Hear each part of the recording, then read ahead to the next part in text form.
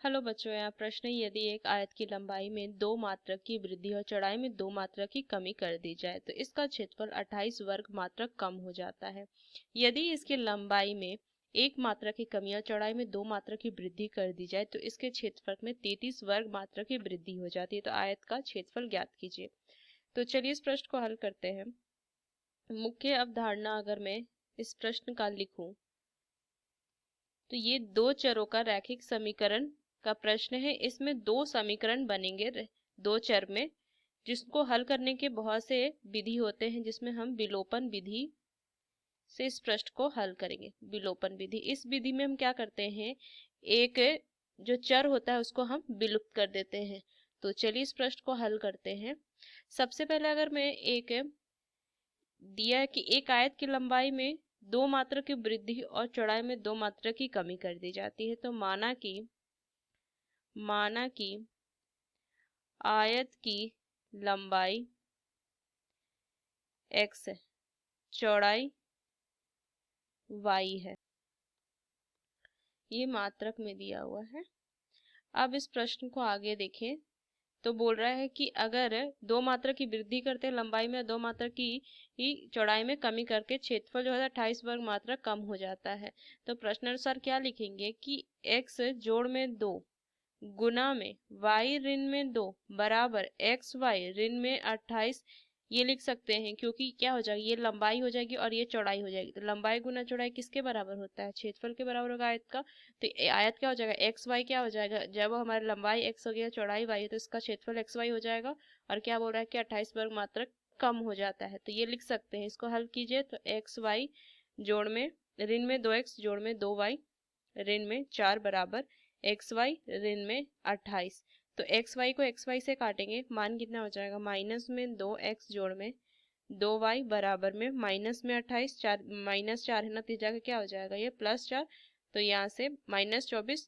तो इसको लिख सकते हैं क्या, x माइनस वाई बराबर में 12, 2 कॉमन लेके तो इसको मान लेंगे समीकरण 1।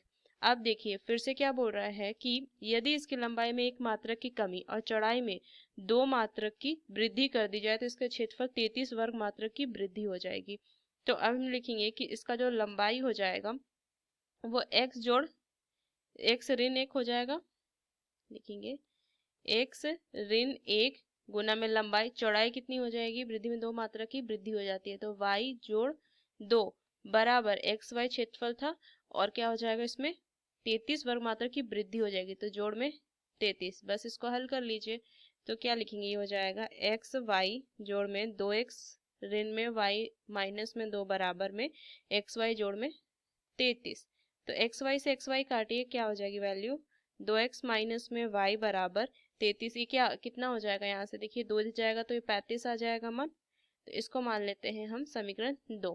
अब यहाँ से समीकरण 1 में से समीकरण 2 को घटा देंगे। देखिए 2 रैखिक समीकरण है 2 चरों में, तो इनको क्या करेंगे, विलोपन विधि को हल करने के एक चर को विलुप्त करेंगे। तो यहाँ से क्या हो जाएगा, x ऋण में y बराबर में 12, ये था ना x ऋण में y बराबर 12 और 2x ऋण में y बराबर 35। तो इसको घटा देंगे मान, तो घटाएंगे तो चिन्ह बदल जाएगा। तो देखिए यहाँ से y जो चर है वो विलुप्त हो गया, तो कितना मान हो जाएगा, माइनस में x बराबर में माइनस में 23। तो इसको क्या करेंगे, x का मान 23 आ गया। अब एक चर तो विलुप्त हो गया और यहाँ से एक चर का मान आ गया, ये इसमें क्या करेंगे, किसी भी एक समीकरण में इसमें इसका मान रख के जो विलुप्त चर था उसका मान हम ज्ञात कर लेंगे। तो यहाँ से लिखेंगे x ऋण में y बराबर 12 था ना, तो x का मान 23 है, तो क्या लिखेंगे, माइनस में y बराबर में 12 ऋण में 23। तो माइनस y बराबर मान कितना आ जाएगा, यहाँ से माइनस में 11। तो यहाँ से लिखेंगे y बराबर 11। तो x y का मान ज्ञात हो गया। हमें ज्ञात क्या करना है, हमें ज्ञात करना है क्षेत्रफल। तो लिखेंगे आयत का क्षेत्रफल बराबर कितना हो जाएगा, 23 गुना 11, तो मान आ जाएगा 253 और वर्ग मात्रक ये इसका सही उत्तर आ जाएगा।